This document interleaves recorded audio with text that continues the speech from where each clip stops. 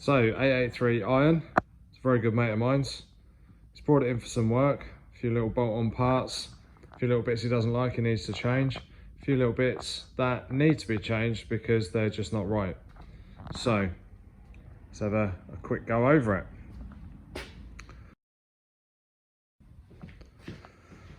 The naff stuff that's coming off, Hessian on the headlight. And you can see how that's already started to fall apart. So we've got a proper one of those in to change. Doesn't want the crash bars, they're coming off. I think that's just a personal taste thing. Nothing wrong with those in particular. Obviously these bits of rubber are coming off. They are naff. So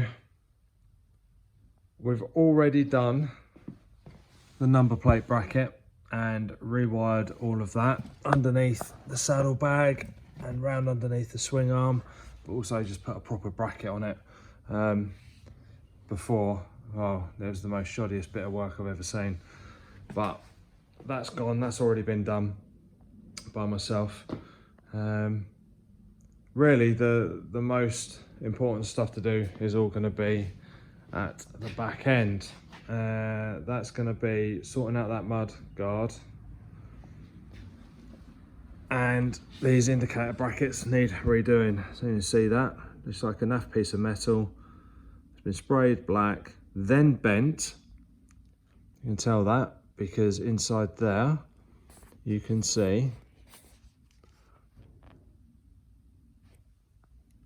there's plier marks, the teeth in there from the pliers. So I've obviously got this piece of metal, sprayed it black, then decided to bend it. Not ideal. The other side's even worse, where you can see that from bending it, the paint has cracked. Colour-coded rust, huh? Lovely, look at that. So they've got to be changed, they've got to be done properly and changed. Now, the seat itself is held on by 2 bolts. One at the back here, and one at the front on the frame. A couple of riv nuts. I've already had this seat off to have a look underneath there. The seat itself has been done, looks lovely on top, but underneath it's a shocker. I think that's basically wall art now. And my mate said that when he's riding it, it's practically sliding off the thing because it is pancake flat. So he said trying to corner with it and accelerate, etc. He's having to hold on for dear life, even on this thing, because it keeps sliding off it. Now, as a result of that, because it is only held on by 2 bolts, literally down the centre, and as he's riding, he's moving, it's caused too much pressure to be on the mudguard. And as you can see, lots of movement, and in there, we've got a cracked bracket. So now I've got to do something with that to make that better. But also, I've got to change those riv nuts because they're stripped out. Whoever fitted the seat, when they did their custom work, I don't know whether they got mixed up between imperial and metric, but they managed to strip the riv nuts out. So I've got to drill them out, and I've got to fit a couple new riv nuts to get a new seat on there, which my mate's already bought, and that's arrived. Got a couple of other little niff-naff and triv bits to do. There's a little bit of wiring still underneath. And you can see that there. There we go. Bit of a banjo string that. It's about as shit as that gets. And a few other bits and bobs to do, dotted around. I'm hoping this is only going to take a day or 2 to do. So we've got a show to get to later on in the week. So, without further ado, let's crack on.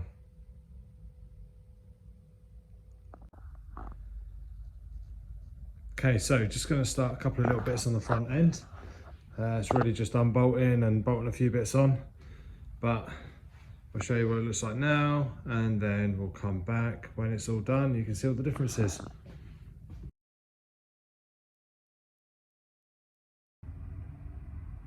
Back again. Tools are still out. This time they've been used, and now we've got something looking much better. So on the front, now added that little chin, which I think looks amazing. I think all the Sportsters with a little chin on them. They always look amazing. So the chin's on and the crash bars are off. They're gone, disappeared. And the Hessian is now gone. And now we've got a proper CNC machined cover to go over that headlight. And that is really well made. And that fitted really snugly as well. I'm quite impressed with that. So there it is, starting to develop. All right, next up we're going to move to the back end and get the seat off and start working on the brackets, the rear mudguard and the seat change. And we've also got some electrics to do as well. A couple of little bits that are naff on the bike that need sorting, but also we've got quad lock stuff to go on. So I'll crack on. Watching me do that's boring. I'll come back when there's something new to show you. Okay, before I go any further, I want to show you this. This was bought by my mate from Alex Leathercraft. They're a German company. Check that out. I tell you what, that weighs an absolute ton. That is proper Harley heavy. That is so well made as well. Fantastic. So it came with that and the bracket to go with it. I mean, look how thick that is. I mean, that is really well done. So there's some fixing nuts and bolts and stuff as well. There you go. Alex Leathercraft, made in Germany. So I will show you once this is all fitted just how well and how good it looks on there. It's going to look much better than that thing. But obviously we've got some other bits and bobs to do first, like changing those riv nuts, sorting out the mudguard and making sure we've got all the mounting points nice and well threaded. Okay, all right, cracking on. Okay, so over lunch I had a delivery or two, one of which was that.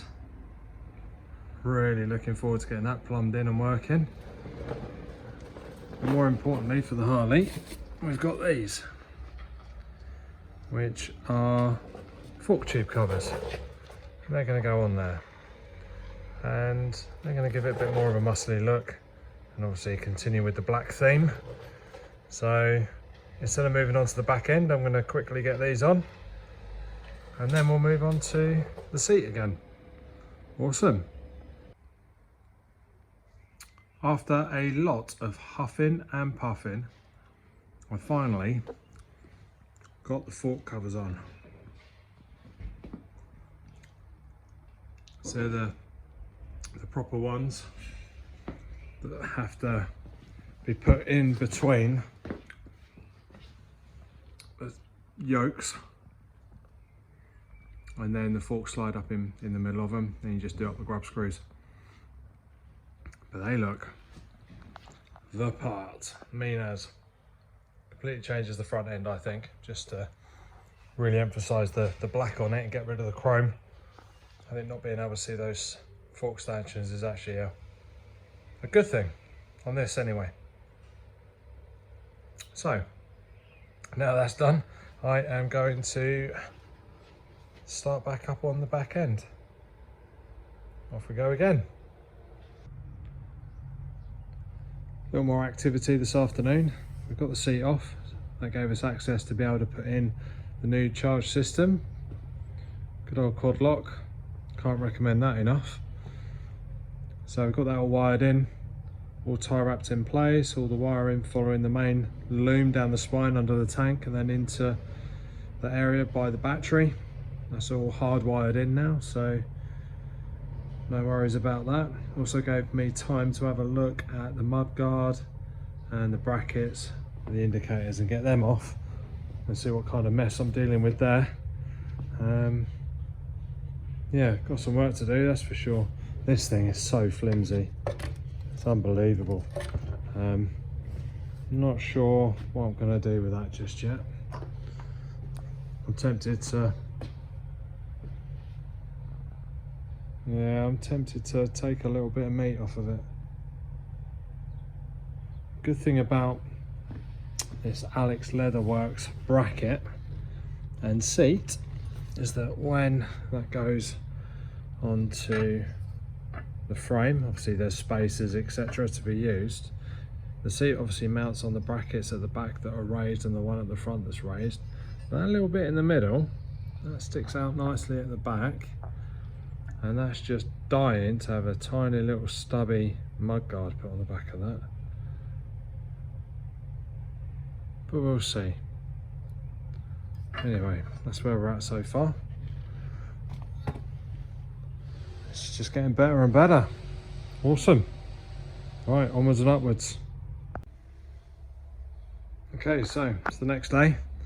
Ran out of time yesterday, so I had to pick things up this morning, and there she is in her finished state for now.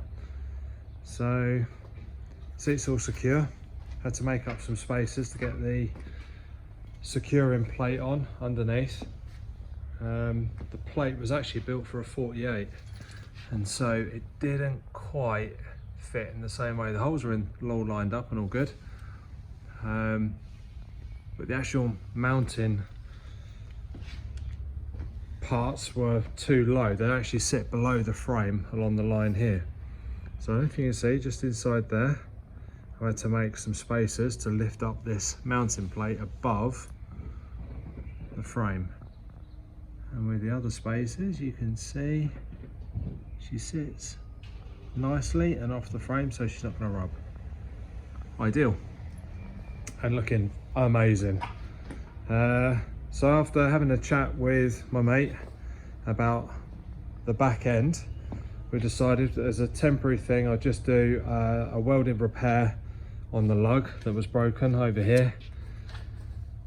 So that's been done, it's all re-secured back on, and the idea is just to basically start again with the whole rear end. But we're going to drink some beer and talk about that.